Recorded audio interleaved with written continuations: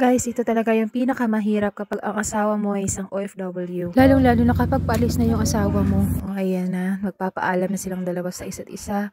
Yan, niyakap siya ng maigpit ng kanyang papa dahil paalis na nga ang papa niya. Tapos yan, parang masaya si Clint. Pero alam naman niya na magtatrabaho na ulit yung papa niya. Sobrang sweet talaga nito ni Clint. O siya pa yung nabukas ng pinto ng sasakyan. Hindi kasi namin mahahatid yung papa niya sa airport ngayon dahil may pupuntahan pang iba. Tapos sobrang layo namin, nasa Cavite kami. Dati yung maliit pa lang si Clint, hinahatid talaga namin sa airport yung papa niya. Tapos nung tanggal namin umuwi hanggat sa makapasok na siya dun sa loob. Pinipinigilan ko lang talagang maiyak kasi gusto kong maging strong para hindi ako makita ni Clint na malungkot.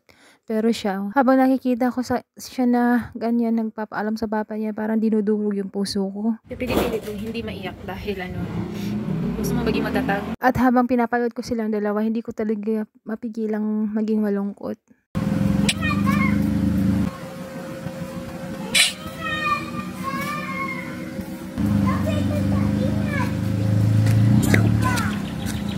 Sinusundan talaga niya yung papa niya hanggang sa makaalis.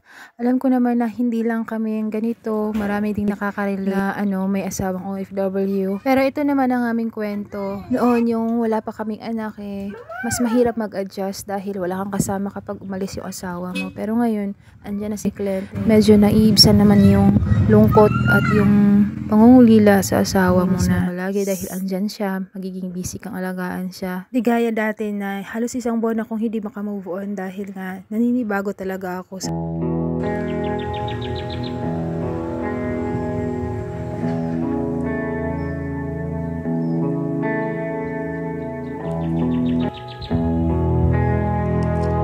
Dali na! Pero nagpapasalamat naman kami dahil ngayon nga sa technology natin palagi naman natin matatawagan yung mga asawa natin na mas malayo, basta may connection lang. Pero palagi ko naman pinapaalala sa kanya kung bakit kailangan lumayo ng papa niya dahil magtatrabaho. At naintindihan naman niya yun, kaya... Papa, miss kita forever. Papa, ingat ka dyan palagi. I love you so much. I love you so much, Papa. Pabalik sa house ka. Ingat, tira. Ingat.